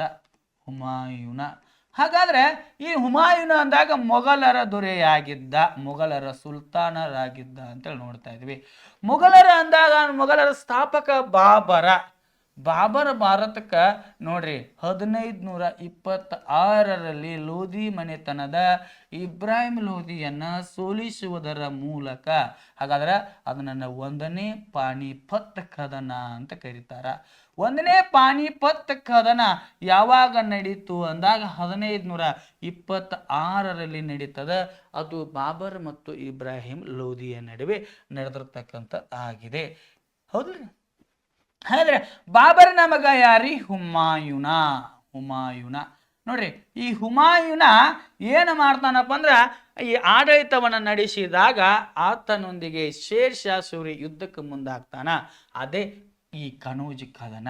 ನೋಡ್ರಿ, ಬಾಬರ, ಹುಮಾಯೂನ, ಅಕ್ಬರ, ಹೌದಲ್ರಿ, ಆನಂತರ ಜಹಾಂಗೀರ, ಆನಂತರ ಶಹಜಾನ, ಆನಂತರ ಔರಂಗಜೇಬ, ಇವರು ದೊರೆಗಳಾಗಿದ್ದಾರೆ. ಹೌದಲ್ರಿ? ಬಾಹು ಅಜ್ಜ ಶೆಹವ್ ಅಂತೇಳಿ ನೋಡ್ತಾ ಇದೀವಿ. ಅಂದ್ರೆ ಇದು ಕೋಡ್ರಿ ನೆನಪಿಟ್ಟುಕೊಳ್ಳಾಕ. ಹಾಗಾದ್ರ ನೋಡ್ರಿ, ಬಾ ಅಂದ್ರೆ ಬಾಬರ, ಹೂ ಅಂದ್ರೆ ಹುಮಾಯೂನ, ಅ ಅಂದ್ರೆ ಅಕ್ಬರ, ಜ ಅಂದ್ರೆ ಜಹಾಂಗೀರ, ಶ ಅಂದ್ರೆ ಶಹಜಾನ, ಅವು ಅಂದ್ರೆ ಔರಂಗಜೇಬ. ಈ ಹುಮಾಯೂನ ಆಡಳಿತವನ್ನ ನಡೆಸ್ತಾನ. ಅಂದ್ರೆ ಹುಮಾಯೂನ ಅಂದ್ರೆ ಅದೃಷ್ಟವಂತ ಅಂತ ನೋಡ್ತಾ ಇದೀವಿ. ಹಾಗಾದ್ರೆ ಈತನ ಜೀವನದಲ್ಲಿ ಅದೃಷ್ಟ ಅಂತಕ್ಕಂಥದ್ದೇ ಬರಲಿಲ್ಲ. 1540ರಲ್ಲಿ ಈತನೊಂದಿಗೆ ಮತ್ತು ಶೇರ್ ಶಾ ಸೂರಿಯೊಂದಿಗೆ ಯುದ್ಧ ನಡೀತದ. ಅದು ಕನೋಜಿ ಕದನ ಅಂತ ನೋಡ್ತಾ ಇದ್ದೇವೆ. ಅದರಲ್ಲಿ ಈ ಹುಮಾಯೂನ ಸೋಲನ್ನ ಅನುಭವಿಸ್ತಾನ. ಗೆಲುವನ್ನ ಸಾಧಿಸ್ತಿರ್ತಕ್ಕಂಥ ಶೇರ್ ಶಾ ಸೂರಿ ಆಡಳಿತವನ್ನು ನಡೆಸ್ತಾನ. ಹಾಗಾದ್ರೆ ಶೇರ್ ಶಾ ಸೂರಿ ಯಾರಪ್ಪ ಅಂದ್ರೆ ಈತ ಸೂರ ಮನೆತನದ ದೊರೆ ಆಗಿದ್ದ. ಸೂರ್ ಮನೆತನದ ದೊರೆಯಾಗಿದ್ದ ಈತ ಬಾಬರ್ನ ಆಡಳಿತದಲ್ಲಿ ಸೈನಿಕನಾಗಿ ಉತ್ತಮ ಸೈನ್ಯಾಧಿಕಾರಿಯಾಗಿ ಕಾರ್ಯವನ್ನು ನಿರ್ವಹಿಸುತ್ತಿರ್ತಾನ. ಯಾವಾಗ ಈ ಹುಮಾಯೂನನ ಆಡಳಿತದ ಅವಧಿಯಲ್ಲಿ ಆತನನ್ನು ಸೋಲಿಸಿ ಆಡಳಿತಕ್ಕೆ ಬರ್ತಾನ. ಹಾಗಾದ್ರೆ ಈತನಿಗೆ ಒಂದು ಬಿರುದಿತ್ತು. ಏನು ಬಿರುದಿತ್ತಪ್ಪ ಅಂದ್ರೆ ಶೇರ್ ಖಾನ್ ಅಂತಕ್ಕಂಥ ಬಿರುದು ಇತ್ತು. ಶೇರ್ ಖಾನ್ ಅಂತಕ್ಕಂಥ ಬಿರುದು ಯಾರಿಗಿತ್ರಿ? ಶೇರ್ ಶಾ ಸೂರಿಗಿತ್ತು. 1540ರಲ್ಲಿ ಯಾವಾಗ ಸೋಲಿಸ್ತಾನ? ಆಗ ಹುಮಾಯೂನ ಸಿಂಧ್ ಪ್ರದೇಶದ ಅಮರಕೋಟೆ ಎಂಬಲ್ಲಿ ಏನು ಮಾಡ್ತಾನ? ಆಶ್ರಯವನ್ನ ಪಡ್ಕೊಳ್ತಾನ. ಅಮರಕೋಟೆ. ಹಾಗಾದ್ರೆ 1545ರಲ್ಲಿ ಈತ ಶೇರ್ ಶಾ ಸೂರಿ ಅಂತಕ್ಕಂಥ ಮರಣವನ್ನು ಹೊಂತಾನಲ್ಲ. ಆವಾಗ ಹುಮಾಯೂನ ಮರಳಿ ಮತ್ತೆ ಮೊಘಲ ಸಾಮ್ರಾಜ್ಯ ಆಡಳಿತವನ್ನು ನಡೆಸ್ತಾನ. ಆ ಸಮಯದಲ್ಲಿ ಅಕ್ಬರ 1542ರಲ್ಲಿ ಜನನವನ್ನು ತಾಳಿದ. ಮೊಘಲ ಸಾಮ್ರಾಟರಲ್ಲಿ ಅನಕ್ಷರಸ್ಥ ದೊರೆ ಅಂದ್ರೆ ಆತನೇ ಯಾರಪ್ಪ ಅಂದ್ರೆ ಅಕ್ಬರನಾಗಿದ್ದ. ಅಕ್ಬರ ಎರಡನೇ ಪಾನಿಪತ್ ಯುದ್ಧವನ್ನು 1556ರಲ್ಲಿ ಹೇಮುವಿನೊಂದಿಗೆ ಮಾಡ್ತಾನ ಅಂತೇಳಿ ನೋಡ್ತಾ ಇದ್ದೀವಿ. 1581ರಲ್ಲಿ ದಿನ್ ಇ ಇಲಾಯಿ ಅಂತಕ್ಕಂಥ ಸಂಸ್ಥೆಯನ್ನು ಸ್ಥಾಪನೆ ಮಾಡ್ತಾನ. 1582ರಲ್ಲಿ ಇಬಾದತ್ ಖಾನ್ ಅಂತಕ್ಕಂಥ ಸಂಸ್ಥೆಯನ್ನು ಸ್ಥಾಪನೆ ಮಾಡ್ತಾನ ಅಂತೇಳಿ ನೋಡ್ತಾ ಇದ್ದೀವಿ. ಈ ರೀತಿಯಾಗಿರ್ತಕ್ಕಂಥ ಪ್ರಶ್ನೆ ಇದೆ ರೀ. ಹಾಗಾದ್ರೆ ನನ್ನ ಪ್ರೀತಿಯ ಸ್ಪರ್ಧಾರ್ಥಿಗಳೇ, ನಿಮ್ಮ ಸಲುವಾಗಿ ನಾವು SHGDಗೆ ಸಂಬಂಧಪಟ್ಟಿರ್ತಕ್ಕಂಥ ಹವಾಲ್ದಾರ್ ಮತ್ತು MTSಗೆ ಸಂಬಂಧಪಟ್ಟಿರ್ತಕ್ಕಂಥ GK ಪ್ರಶ್ನೋತ್ತರಗಳನ್ನ ನಾವು ರೆಡಿ ಮಾಡಿ ನಿಮಗೆ ನಾವು ಕ್ಲಾಸ್ ಮಾಡ್ತಾ ಇದ್ದೀವಿ. ಹಾಗಾದರೆ ಮೊದಲ ಬಾರಿಗೆ ಯಾರು ಈ ವಿಡಿಯೋನ ನೋಡ್ತಾ ಇದ್ದಾರೋ ದಯವಿಟ್ಟು ಸಬ್ಸ್ಕ್ರೈಬ್ ಮಾಡಿ, ನಿಮ್ಮ ಸ್ನೇಹಿತರಿಗೂ ಸಹ ಶೇರ್ ಮಾಡಿ. ಈ ನಮ್ಮ ಒಂದು ಮಂಜುನಾಥ್ ಕ್ಲಾಸ್ನಲ್ಲಿ ದೈಹಿಕ ಪರೀಕ್ಷೆಗೂ ಸಂಬಂಧಪಟ್ಟಿರ್ತಕ್ಕಂತಹ ತರಬೇತಿಗಳು ನಡೀತಾ ಇದ್ದಾವೆ, ಕ್ಲಾಸ್ಗಳು ನಡೀತಾ ಇದ್ದಾವೆ. ತಾವು ಅದರ ಸದುಪಯೋಗನ ಪಡಿಸಿಕೊಳ್ಳಿ. ಅಂದರೆ ನೆಕ್ಸ್ಟ್ ಪ್ರಶ್ನೆ ನಂಬರ್ 6 ನೋಡ್ರಿ. ಪ್ರಶ್ನೆ ನಂಬರ್ 6 ಹೇಗಿದ್ದಾರೆ? ಯಾವ ಚಳುವಳಿಯನ್ನ ಹಿಂದೂ ಮತ್ತು ಮುಸ್ಲಿಮರು ಇಬ್ಬರು ಬೆಂಬಲಿಸಿದರು? ಪ್ರಶ್ನೆ ನೋಡ್ರಿ ಹೆಂಗೆ ಕೇಳಿದಾನ. ಯಾವ ಚಳುವಳಿಯನ್ನ ಹಿಂದೂ ಮತ್ತು ಮುಸ್ಲಿಮರು ಇಬ್ಬರು ಬೆಂಬಲಿಸಿದರು ಅಂದಾಗ option A Champaran satyagraha, option B ಪಕ್ಷಾಂತರ ವಿರೋಧಿ ಚಳವಳಿ, ಆಪ್ಷನ್ ಸಿ ಅಸಹಕಾರ ಚಳವಳಿ, ಆಪ್ಷನ್ ಡಿ ಭಾರತ ಬಿಟ್ಟು ತೊಲಗಿ ಚಳವಳಿ ಅಂತಿದೆ. ಹಾಗಾದ್ರೆ ಇದಕ್ಕೆ ಸರಿಯಾಗಿರ್ತಕ್ಕಂಥ ಉತ್ತರ ಯಾವುದಪ್ಪ ಅಂದ್ರೆ ಅಸಹಕಾರ ಚಳವಳಿ. ಯಾವ ಚಳವಳಿ ಅಂದಾಗ ಅಸಹಕಾರ ಚಳವಳಿಯನ್ನೇ ಹಿಂದೂ ಮುಸ್ಲಿಮರಿಬ್ಬರು ಏನು ಮಾಡ್ತಾರ? ಬೆಂಬಲಿಸ್ತಾರ. ನೋಡ್ರಿ, ಮೊಟ್ಟ ಮೊದಲ ಬಾರಿಗೆ ಗಾಂಧೀಜಿ 1915 ಜನವರಿ 5ನೇ ತಾರೀಕು ನಮ್ಮ ಭಾರತಕ್ಕೆ ಬರ್ತಾನ. ಅದನ್ನ ನನ್ನ ಭಾರತೀಯರ ಪ್ರವಾಸಿ ದಿನ ಅಂತ ಕರೀತಾರ. ಅದಕ್ಕಿಂತ ಮುಂಚೆ ಭಾರತಕ್ಕೆ ಬಂದಾನ, ಆದ್ರೆ ಸ್ವಾತಂತ್ರ್ಯ ಸಲುವಾಗಿ ಹೋರಾಟ ಮಾಡಬೇಕಂತೇಳಿ ಬಂದಾಗ ಅದನ್ನ ಪ್ರವಾಸಿಯರ ದಿನ ಅಂತೇಳಿ ಕರೀತಾರ. ಆನಂತರ 1916ರಲ್ಲಿ ಸಬರಮತಿ ಆಶ್ರಮವನ್ನು ಸ್ಥಾಪನೆ ಮಾಡ್ತಾನ. 1917ರಲ್ಲಿ ಏನು ಮಾಡ್ತಾನ? ಚಂಪಾರಣ್ಯ ಸತ್ಯಾಗ್ರಹವನ್ನು ಮಾಡ್ತಾನ. ಇನ್ನು 1918ರಲ್ಲಿ ಖೇಡಾ ಸತ್ಯಾಗ್ರಹವನ್ನು ನಡೆಸ್ತಾನ. ಹೌದಲ್ರಿ? ಸತ್ಯಾಗ್ರಹವನ್ನು ನಡೆಸ್ತಾನ. ಅದ ಸಮಯದಲ್ಲಿ 1919ರಲ್ಲಿ ಖಿಲಾಫತ್ ಚಳವಳಿಗೆ ಬೆಂಬಲವನ್ನು ಸೂಚಿಸ್ತಾನ. ಖಿಲಾಫತ್ ಚಳವಳಿಗೆ ಯಾಕಂದ್ರೆ ಆ ಖಿಲಾಫತ್ ಚಳವಳಿಗೆ ನಡೀಲಿಕ್ಕೆ ಕಾರಣ ಖಲೀಫರನ್ನ ಉಚ್ಚಾಟನೆ ಮಾಡಿದ್ದು. ಅದ 1919ರಲ್ಲಿ ರೌಲತ್ ಕಾಯ್ದೆ ಅಂತಕ್ಕಂಥದ್ದು ಬರ್ತದ. ರೌಲತ್ ಕಾಯ್ದೆ, ಜಲಿಯನ್ ವಾಲಾಬಾಗ್ ಅಂತಕ್ಕಂಥ ಹತ್ಯಾಕಾಂಡ. ಹೌದಲ್ರಿ? ಈ ಸಮಯದಲ್ಲಿ ಗಾಂಧೀಜಿಗೆ ಏನು ಮಾಡ್ತಾನ್ರಿ? ಖಿಲಾಫತ್ ಚಳವಳಿಗೆ ಬೆಂಬಲವನ್ನು ಸೂಚಿಸಿರೋದ್ರಿಂದ ಮುಸ್ಲಿಂ ಸಹೋದರರು ಸಹ ಗಾಂಧೀಜಿಗೆ ಬೆಂಬಲವನ್ನು ನೀಡ್ತಾರ. ಅದ 1920ರ ಅಸಹಕಾರ ಚಳವಳಿ. ಈ ಅಸಹಕಾರ ಚಳವಳಿಗೆ ಯಾರ ಬೆಂಬಲ ನೀಡ್ತಾರ? ಹಿಂದೂ ಮತ್ತು ಮುಸ್ಲಿಮರಿಬ್ಬರು ಸಹ ಏನು ಮಾಡ್ತಾರಪ್ಪ ಅಂದ್ರೆ ಇದಕ್ಕೆ ಬೆಂಬಲವನ್ನು ಸಹ ಸೂಚಿಸ್ತಾರೆ ಅಂತೇಳಿ ನೋಡ್ತಾ ಇದ್ದೇವೆ. ಹೌದಲ್ರಿ? ಆ ನಂತರ 1922ರಲ್ಲಿ ಏನಾಕೈತಪ್ಪ ಅಂದ್ರೆ ರೀ, ಈ ಒಂದು ಅಸಹಕಾರ ಚಳವಳಿಯನ್ನು ಹಿಂದಕ್ಕೆ ತೆಗೆದುಕೊಳ್ತಾರ ಗಾಂಧೀಜಿಯವರು. ಯಾಕೆ ಕಾರಣ? ಅಲ್ಲಿ ಚೌರಿ ಚೌರ ಘಟನೆ ಅಂತಕ್ಕಂಥದ್ದು ನಡೀತದ. ಚೌರಿ ಚೌರ ಘಟನೆ ಈ ರೀತಿಯಾಗಿ ಇವರು ಚೌರಿ ಚೌರ ಘಟನೆ ನಡೆದಾಗ ಅವರು ಮನನೊಂದು ಅಸಹಕಾರ ಚಳವಳಿಯನ್ನು ಹಿಂದಕ್ಕೆ ತೆಗೆದುಕೊಳ್ಳುತ್ತಾರ. ಆ ಸಮಯದಲ್ಲಿ 1923ರಲ್ಲಿ ಸ್ವರಾಜ್ಯ ಪಕ್ಷ ಸ್ಥಾಪನೆ ಆಗ್ತದ. ಸ್ವರಾಜ್ ಪಕ್ಷ ಸ್ಥಾಪನೆ ಆಗ್ತದ ಅಂತ ನೋಡ್ತಾ ಇದ್ದೇವೆ. ಹೌದಲ್ರಿ? ಆನಂತರ ಇಲ್ಲಿ ಪಕ್ಷಾಂತರ ವಿರೋಧಿ ಚಳವಳಿ ಅಂದಾಗ ಅದು ಮುಸ್ಲಿಂ ಲೀಗ್ ಅಂತಕ್ಕಂಥದ್ದು ನೋಡುವಾಗ ಅದು ಮುಸ್ಲಿಂ ಲೀಗ್ ಅಂತಕ್ಕಂಥದ್ದು 1906ರಲ್ಲಿ ಸ್ಥಾಪನೆ ಆಗ್ತದ. Muslim league. ಹೌದಲ್ರಿ? ಹಾಗಾದ್ರೆ ಹಿಂದೂ ಮುಸ್ಲಿಮರಿಬ್ಬರು ಇವರಿಗೆ ಸಹಾಯ ನೀಡಿರ್ತಕ್ಕಂಥ ಒಂದು ಚಳವಳಿ ಅಂದಾಗ ಅದು ಅಸಹಕಾರ ಚಳವಳಿಯಲ್ಲಿ ಇವರಿಗೆ ಸಹಾಯ ನೀಡ್ತಾರೆ. ಇನ್ನು ಭಾರತ ಬಿಟ್ಟು ತೊಲಗಿ ಅಂದಾಗ 1942ರಲ್ಲಿ ಕ್ವಿಟ್ ಇಂಡಿಯಾ ಚಳವಳಿ ಅಂತ ನೋಡ್ತಾ ಇದ್ದೇವೆ. ಅವಾಗ ಗಾಂಧೀಜಿಯವರು ಏನು ಹೇಳ್ತಾರೆ ಬ್ರಿಟಿಷರಿಗೆ? ಭಾರತ ಬಿಟ್ಟು ತೊಲಗಿ. ಹಾಗಾದ್ರೆ ನಮ್ಮ ಭಾರತರಿಗೆ ಏನು ಕರೆ ನೀಡ್ತಾರ? ಮಾಡು ಇಲ್ಲವೇ ಮಡಿ ಎಂಬ ಕರೆಯನ್ನು ನೀಡ್ತಾರ. ಆದ್ರೆ ಈ ರೀತಿಯಾಗಿರ್ತಕ್ಕಂಥ ಪ್ರಶ್ನೆ. ನೆಕ್ಸ್ಟ್ ರೀ, ಪ್ರಶ್ನೆ ನಂಬರ್ 7. ಪ್ರಶ್ನೆ ನಂಬರ್ 7 ಹೀಗಿದೆ ನೋಡ್ರಿ. ಗಂಗಾ ನದಿಯು ಇಲ್ಲಿಂದ ಹುಟ್ಟುತ್ತದೆ. ಹಾಗಾದ್ರೆ ಆಪ್ಷನ್ ಎ ಟಿಬೆಟ್ನಲ್ಲಿರುವ ಮಾನಸ ಸರೋವರ, ಜಮ್ಮು ಮತ್ತು ಕಾಶ್ಮೀರಿನ ವೇರಿನಾಗ್ ಸ್ಟ್ರೀಮ್. ಆನಂತರ ಗಂಗೋತ್ರಿ ಹಿಮನದಿ ಯಾವುದು ಅಲ್ಲ ಅಂತ ನೋಡ್ತಾ ಇದ್ದೀವಿ. ನೋಡ್ರಿ ಇಲ್ಲಿ ಮ್ಯಾಪ್ನಲ್ಲಿ ನೋಡ್ರಿ, ಗಂಗಾ ರಿವರ್. ಈ ಗಂಗಾ ರಿವರ್ ಎಲ್ಲಿ ಹುಟ್ಟುತ್ತದೆ ಅಂದಾಗ ಗಂಗೋತ್ರಿ ಎಂಬ ಹಿಮನದಿಯಲ್ಲಿ ಈ ಗಂಗಾ ರಿವರ್ ಅಂತಕ್ಕಂಥದ್ದು ಹುಟ್ಟುತ್ತದೆ ಅಂತೇಳಿ ನೋಡ್ತಾ ಇದ್ದೀವಿ. ಹಾಗಾದ್ರೆ ಈ ಗಂಗಾ ರಿವರ್ ಬಗ್ಗೆ ನೋಡುವಾಗ ಭಾರತದ ಉದ್ದವಾದ ನದಿ, ಭಾರತದ ಉದ್ದವಾದ ನದಿ ಎಂದು ಕರಿತಾ ಇದ್ದೇವೆ. ಅಥವಾ ಮತ್ತು ರಾಷ್ಟ್ರೀಯ ನದಿ ಅಂತೇಳಿ ಕರಿತಾ ಇದ್ದೇವೆ. ರಾಷ್ಟ್ರೀಯ ನದಿ ಅಂದಾಗ ಅದು ಗಂಗಾ ನದಿ. ಹಾಗಾದ್ರೆ ಗಂಗಾ ನದಿಯ ಗಂಗೋತ್ರಿಯಲ್ಲಿ ಏನ್ ಮಾಡ್ತದ? ಉಗಮವನ್ನು ಹೊಂದುತ್ತದ. ಇದರ ಉದ್ದ ಅಂತ ನೋಡುವಾಗ ಎಷ್ಟಪ್ಪ ಅಂದ್ರೆ 2525 ಅಂತೇಳಿ ನೋಡ್ತಾ ಇದ್ದೇವೆ ಇದರ ಗಂಗಾ ನದಿಯ ಉದ್ದ. ಹೌದಲ್ರಿ? ಹಾಗಾದ್ರೆ ಗಂಗಾ ನದಿಯಲ್ಲಿರ್ತಕ್ಕಂಥ ಡಾಲ್ಫಿನ್ ಅನ್ನು ಸಹ ನಾವು ಏನಂತ ಕರಿತಾ ಇದ್ದೇವೆ? ರಾಷ್ಟ್ರೀಯ ಜಲಚರ ಪ್ರಾಣಿ ಅಂತೇಳಿ ಕರಿತಾ ಇದ್ದೇವೆ ನೋಡ್ರಿ. ರಾಷ್ಟ್ರೀಯ ಜಲಚರ ಪ್ರಾಣಿ ಅಂತೇಳಿ ಕರಿತಾ ಇದ್ದೇವೆ. ಗಂಗಾ ನದಿಯ ಸಹೋದರಿ ಅಂತೇಳಿ ಯಾವುದನ್ನ ಕರಿತಾ ಇದ್ದೇವೆ ನಾವು? ಗಂಗಾ ನದಿಯ ಸಹೋದರಿ ಅಂತೇಳಿ ಯಮುನಾ ನದಿಯನ್ನ ಕರಿತಾ ಇದ್ದೇವೆ. ಯಮುನಾ ನದಿಯನ್ನ ಕರಿತಾ ಇದ್ದೇವೆ. ಹಾಗಾದ್ರೆ ಇದು ಯಮುನೋತ್ರಿಯಲ್ಲಿ ಉಗಮವನ್ನು ಹೊಂದುತ್ತದೆ. ಯಮುನೋತ್ರಿಯಲ್ಲಿ ಏನು ಮಾಡ್ತದ? ಉಗಮವನ್ನು ಹೊಂದತಕ್ಕಂಥ ನದಿ ಇದಾಗಿದೆ. ಇದರಲ್ಲಿ ಗಂಗಾ ನದಿಯ ಉಪನದಿಗಳೆಲ್ಲ ಪ್ರಮುಖವಾಗಿರ್ತಕ್ಕಂಥ ನದಿ ಯಾವುದಪ್ಪ ಅಂದ್ರೆ ಕೋಸಿ ನದಿಯನ್ನ ನೋಡ್ತಾ ಇದ್ದೇವೆ. ಈ ಕೋಸಿ ನದಿಯನ್ನ ಬಿಹಾರದ ಕಣ್ಣೀರಿನ ನದಿ ಅಂತ ಕರೀತಾರ.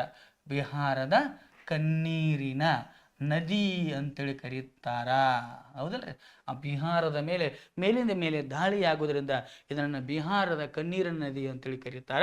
ಹಾಗಾದ್ರೆ ಇಲ್ಲಿ ನಾವು ನೋಡುವಾಗ ಈ ಕೋಸಿ ನದಿ ಯೋಜನೆಯನ್ನ 1965ರಲ್ಲಿ ಭಾರತ ಮತ್ತು ನೇಪಾಳ ಜಂಟಿ ಸರ್ಕಾರ, ಭಾರತ ಮತ್ತು ನೇಪಾಳ ಸರ್ಕಾರ ಕೂಡ್ಕೊಂಡ ಕೋಸಿ ನದಿ ಯೋಜನೆಯನ್ನ ಅಣೆಕಟ್ಟನ್ನು ಕಟ್ತಾರ. ಎಲ್ಲಿ? ನೇಪಾಳದ ಹನುಮಾನ ನಗರದಲ್ಲಿ. ನೇಪಾಳದ ಹನುಮಾನ ನಗರದಲ್ಲಿ ಏನು ಮಾಡ್ತಾರಪ್ಪ ಅಂದ್ರೆ ಈ ಅಣೆಕಟ್ಟನ್ನು ಕೋಸಿ ನದಿಗೆ ಕಟ್ತಾರ ಅಂತಕ್ಕಂಥದ್ದನ್ನ ನೋಡ್ತಾ ಇದ್ದೀವಿ. ಹಾಗಾದ್ರೆ ಈ ರೀತಿಯಾಗಿರ್ತಕ್ಕಂಥ ಪ್ರಶ್ನೆ. ನೆಕ್ಸ್ಟ್ ಪ್ರಶ್ನೆ ನಂಬರ್ 8 ನೋಡ್ರಿ. ಪ್ರಶ್ನೆ ನಂಬರ್ 8 ಹೀಗಿದ್ರೆ, ಮೊದಲನೇ ಕರ್ನಾಟಕ ಯುದ್ಧ ನಡೆದ ವರ್ಷ. ಮೊದಲನೇ ಕರ್ನಾಟಕ ಯುದ್ಧ ನಡೆದ ವರ್ಷ ಅಂತೇಳಿ ನೋಡ್ತಾ ಇದ್ದೀವಿ. ಆದ್ರೆ ಆಪ್ಷನ್ ಎ ಹೇಗಿದರೆ 1746, option B 1749, option C 1456, option D 1763. ಹಾಗಾದ್ರೆ ಇದಕ್ಕೆ ಸರಿಯಾಗಿರ್ತಕ್ಕಂಥ ಉತ್ತರ 1746. ಮೊದಲನೇ ಕರ್ನಾಟಕ ಯುದ್ಧ 1746ರಿಂದ 48ರವರೆಗೆ ಈ ಕರ್ನಾಟಕ ಯುದ್ಧ ನಡೀತದ. ಯಾರ ನಡುವೆ ನಡೀತದ ಅಂದಾಗ ಇದು ಬ್ರಿಟಿಷರು ಮತ್ತು ಯಾರಪ್ಪ ಅಂದ್ರೆ ರೀ ಫ್ರೆಂಚರ ನಡುವೆ ನಡೆದಿರ್ತಕ್ಕಂಥ ಯುದ್ಧ ಆಗಿದೆ. ಫ್ರೆಂಚರ ನಡುವೆ ನಡೆದಿರ್ತಕ್ಕಂಥ ಯುದ್ಧ ಆಗಿದೆ. ಈ ಸಮಯದಲ್ಲಿ ಫ್ರೆಂಚರ ಡುಪ್ಲೆ ಅದ ನೋಡ್ರಿ. ಈ ಫ್ರೆಂಚರ ಡುಪ್ಲೆ ಏನು ಮಾಡ್ತಾನಪ್ಪ ಅಂದ್ರೆ ರೀ, ಡುಪ್ಲೆ ಮಾರಿಷ್ನಿಂದ ಫ್ರೆಂಚ್ ಸೇನಾನಿಯನ್ನ ಕರ್ಸ್ಕೊಳ್ತಾನ್ರಿ. ಮಾರಿಷನಿಂದ ಲಾಬೋರ್ಡಿನಾ ಅಂತಕ್ಕಂತಹ ಫ್ರೆಂಚ್ ಸೇನಾಧಿಪತಿಯನ್ನು ಕರೆಸಿಕೊಳ್ತಾನ. ಈತನಿಂದ ಬ್ರಿಟಿಷರ ಪ್ರಮುಖ ವ್ಯಾಪಾರ ಕೇಂದ್ರವಾಗಿರ್ತಕ್ಕಂತಹ ಮದ್ರಾಸನ ಮೇಲೆ ದಾಳಿ ಮಾಡಿ ಮದ್ರಾಸನ್ನು ವಶಪಡಿಸಿಕೊಳ್ಳಕ ಏನು ಮಾಡ್ತಾನ, ಆ ಲಾಬೋರ್ಡಿನ ಕಾರಣ ಆಗ್ತಾನ. ಅದೇ ಸಮಯದಲ್ಲಿ ನಾವು ನೋಡುವಾಗ 1724ರಲ್ಲಿ ನಾವು ನೋಡುವಾಗ ಅಸಫ್ ಜಾ ಅಂತಕ್ಕಂಥವ್ ಏನು ಮಾಡಿರ್ತಾನಪ್ಪ ಅಂದ್ರೆ ರೀ ಹೈದರಾಬಾದ್ ನಿಜಾಮನಾಗಿ ಆಯ್ಕೆಯಾಗಿರ್ತಾನ. ಹೈದರಾಬಾದ್ನ ನಿಜಾಮ. ಅದೇ ಸಮಯದಲ್ಲಿ ಏನಾಗಿರ್ತೈತಪ್ಪ ಅಂದ್ರೆ ರೀ ಈ ಹೈದರಾಬಾದ್ ನಿಜಾಮನ ಕೈ ಕೆಳಗ ಏನಪ್ಪ ಅಂದ್ರೆ ರೀ ಕರ್ನಾಟಕ ಅಂತಕ್ಕಂಥ ಪ್ರದೇಶ ಇರ್ತದ. ಈ ಕರ್ನಾಟಕ ಪ್ರದೇಶದಲ್ಲಿ ದೋಸ್ತ್ ಅಲಿ ಅಂತಕ್ಕಂಥ ಏನಿರ್ತಾನಪ್ಪ ಅಂದ್ರೆ ಇದರ ನವಾಬನಾಗಿರ್ತಾನ. ಆದ್ರೆ ಈ ದೋಸ್ತ್ ಅಲಿ ಈ ಅಸಫ್ ಜಾನಿಗೆ ನಿಷ್ಠಾವಂತ ವ್ಯಕ್ತಿಯಾಗಿರುವುದಿಲ್ಲ. ಆತನ ಕೈ ಕೆಳಗಿದ್ರು ಸಹ ನಿಷ್ಠಾವಂತ ವ್ಯಕ್ತಿಯಾಗಿರುವುದಿಲ್ಲ. ಇದು ಅಸಫ್ ಜಾನಿಗೆ ಮನಸ್ತಾಪವನ್ನುಂಟ ಮಾಡಿರ್ತದೆ. ಅದ ಸಮಯದಲ್ಲಿ 1740ರಲ್ಲಿ ಮರಾಠರ ದಾಳಿ ಮಾಡಿ ಯಾರನ್ನ ಸೋಲಿಸ್ತಾರಪ್ಪ ಅಂದ್ರೆ ರೀ ಈ ದೋಸ್ತ್ ಅಲಿಯನ್ನ ಸೋಲಿಸಿ ಬಿಡುತ್ತಾರ. ಆಗ ಸಹಾಯ ಮಾಡುವುದಿಲ್ಲ, ಯಾಕಂದ್ರೆ ಆತನ ನಿಷ್ಠಾವಂತ ವ್ಯಕ್ತಿಯಾಗಿರುವುದಿಲ್ಲ. ಆ ಸಮಯದಲ್ಲಿ ದೋಸ್ತ್ ಅಲಿಯನ್ನ ಸೋಲಿಸಿ ಆತನನ್ನ ಕೊಂದು ಆತನ ಅಳಿಯನಾಗಿರ್ತಕ್ಕಂತಹ ಚಂದಾ ಸಾಹೇಬನನ್ನ ಏನು ಮಾಡ್ತಾರೆ, ಚಂದಾ ಸಾಹೇಬನನ್ನ ಅಲ್ಲಿ ಬಂಧನದಲ್ಲಿ ಇಟ್ಟು ಬಿಡ್ತಾರ. ಆವಾಗ ಈ ಕರ್ನಾಟಕ ಪ್ರದೇಶದಲ್ಲಿ ಒಂದು ನವಾಬ್ ಹುದ್ದೆ ಖಾಲಿ ಉಳಿತದ.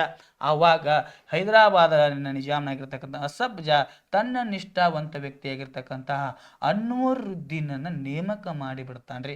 ಈ ಅನ್ವರುದ್ದೀನ ಮತ್ತು ಅಸಫ್ ಜಾ ಬ್ರಿಟಿಷರಿಗೆ ನಿಷ್ಠಾವಂತ ವ್ಯಕ್ತಿಗಳಾಗಿರ್ತಾರೆ. ಹಾಗಾದ್ರೆ ಇಲ್ಲಿ ಬರೋಣ್ರಿ, ಈ ಮದ್ರಾಸನ್ನು ವಶಪಡಿಸಿಕೊಂಡಾಗ ಬ್ರಿಟಿಷರು ಅನ್ವರುದ್ದೀನ ಕರ್ನಾಟಕದ ನವಾಬನಾಗಿರ್ತಕ್ಕಂಥ ಅನ್ವರುದ್ದೀನನ ಸಹಾಯವನ್ನ ಕೇಳ್ತಾರ.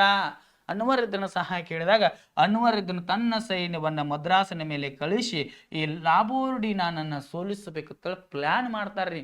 ಬಟ್ ಹಾಗಾದ್ರೂ ಲಾಬೋರ್ಡಿನ ಈತನ ಸೈನ್ಯವನ್ನ ಸೋಲಿಸಿ ಮತ್ತೆ ಗೆಲುವನ್ನು ಸಾಧಿಸ್ತಾನ. ಆ ಸಮಯದಲ್ಲಿ ಬ್ರಿಟಿಷರು ಏನು ಮಾಡ್ತಾರಪ್ಪ ಅಂದ್ರೆ ತಮ್ಮ ಕುಟಿಲ ನೀತಿಯಿಂದ ಲಾಬೋರ್ಡಿನಿಗೆ ಹಣದ ಆಸೆಯನ್ನ ಹೊಡ್ಡಿ ಆತನನ್ನ ಮಾರಿಷಿಗೆ ಮತ್ತೆ ಮರಳಿ ಕಳಿಸ್ತಾರೆ. ಹಾಗಾದ್ರೆ ಹಣದ ಆಸೆಗೆ ಒಳಗಾಗಿರ್ತಕ್ಕಂಥ ಲಾಬೋರ್ಡಿನ ಫ್ರೆಂಚ್ ಸೇನಾನಿ ಮಾರಿಷಿಗೆ ಹಿಂದಿರುಗುತ್ತಾನ. ಈ ಸುದ್ದಿಯನ್ನು ಕೇಳಿರ್ತಕ್ಕಂಥ ಡುಪ್ಲೆ ಏನು ಮಾಡ್ತಾನಪ್ಪ ಅಂದ್ರೆ ಸಿಟ್ಟುಗೊಂಡು ವಿಫಲ ಪ್ರಯತ್ನವನ್ನ ಮಾಡ್ತಾನ. ಈ ವಿಫಲ ಪ್ರಯತ್ನದಿಂದ ಏನಾಕೈತ್ರಿ, ಈ ಯುದ್ಧದಲ್ಲಿ ಆತ ಸೋಲನ್ನು ಅನುಭವಿಸ್ತಾನ. ಗೆಲುವನ್ನು ಸಾಧಿಸಿದ ಫ್ರೆಂಚರೇ ಆದ್ರೂ ಸಹ ಇಲ್ಲಿ ವಿಫಲ ಪ್ರಯತ್ನ ಆಗ್ತದ. ಆ ಸಮಯದಲ್ಲಿ ಎಕ್ಸೆಲಾ ಚಾಪಲ್ ಒಪ್ಪಂದ ಆಗ್ತದ್ರಿ.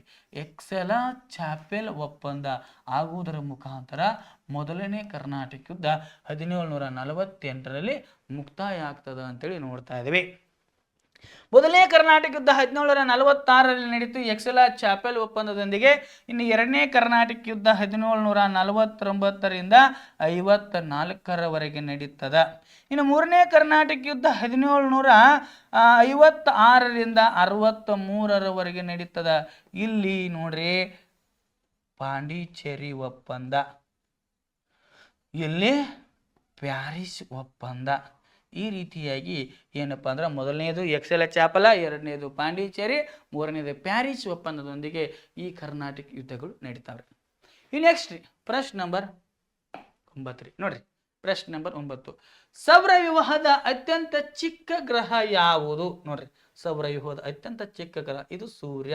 ಹೌದಲ್ರಿ? ಇಲ್ಲಿ ನೋಡ್ರಿ ಪರಿವಾರಗಳದಾವ 1 2 3 4 5 6 7 8. ಹೌದಲ್ರಿ? ಹಾಗಾದ್ರೆ ನಮ್ಮ 8 ಗ್ರಹಗಳದಾವ್ರಿ. ಹಾಗಾದ್ರೆ ಅದರಲ್ಲಿ ಅತ್ಯಂತ ಚಿಕ್ಕ ಗ್ರಹ ಯಾವುದು? ಆಪ್ಷನ್ ಎ ಬುಧ, ಆಪ್ಷನ್ ಬಿ ಗುರು, ಆಪ್ಷನ್ ಸಿ ಶುಕ್ರ, ಆಪ್ಷನ್ ಡಿ ಶನಿ. ಹಾಗಾದ್ರೆ ಇದಕ್ಕೆ ಸರಿಯಾಗಿರ್ತಕ್ಕಂಥ ಉತ್ತರ ಬುಧ ಗ್ರಹ ಆಗಿದೆ. ಹಾಗಾದ್ರೆ ಇದು ಯಾವ ಗ್ರಹ? ಬುಧ ಗ್ರಹ ಆಗಿದೆ. ಹಾಗಾದ್ರೆ ಸೂರ್ಯನ ಪರಿವಾರದಲ್ಲಿ ನಮ್ಮ ಭೂಮಿ, ಸೂರ್ಯನ ಪರಿವಾರದಲ್ಲಿ ನಮ್ಮ ಭೂಮಿ ಎಷ್ಟನೇ ದೊಡ್ಡ ಗ್ರಹವಾಗಿದೆ? 5ನೇ ದೊಡ್ಡ ಗ್ರಹವಾಗಿದೆ. 5ನೇ ದೊಡ್ಡ ಗ್ರಹವಾಗಿದೆ ಅಂತ ಕೇಳಬಹುದ್ರಿ. ಸೂರ್ಯನ ಪರಿವಾರದಲ್ಲಿ ಎಷ್ಟನೇ ದೊಡ್ಡ ಗ್ರಹ? 5ನೇ ದೊಡ್ಡ ಗ್ರಹ. ಇನ್ನು ಸೂರ್ಯನ ಪರಿವಾರದಲ್ಲಿ ಎಷ್ಟನೇ ದೂರದಲ್ಲಿ ದೂರದಲ್ಲಿರ್ತಕ್ಕಂಥ ಗ್ರಹ ಅಂದ್ರ ನಮ್ಮ ಭೂಮಿ 3ನೇ ದೂರದಲ್ಲಿರ್ತಕ್ಕಂಥ ಗ್ರಹವಾಗಿದೆ.